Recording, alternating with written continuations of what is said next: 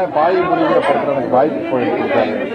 ரொம்ப நெருக்கமானவர், அன்பானவர். அவருடைய மறைவு பெரிய வேதனையா இருக்கு.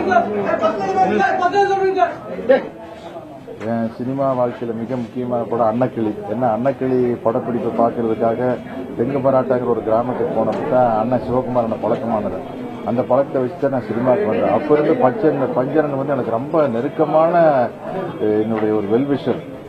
ஒரு முறை நான் வாய்ப்பு தேடி சுற்றிட்டு இருந்தப்போ ஏவிஎம்ல அவர் பார்த்து அண்ணா எனக்கு ஏதாச்சும் ஒரு வாய்ப்பு சொல்லுங்க அப்படின்னு உடனே வந்து பாயும்புலி படம் ரஜினி சார் படத்தில் வந்து ஒரு சின்ன வில்லன் கேரக்டர் இருக்கு அப்படின்னு உடனே கூப்பிட்டு எஸ்டிஎம் சார் கூப்பிட்டு வாய்ப்பு கேட்டு அடுத்த நாளே ஷூட்டிங்.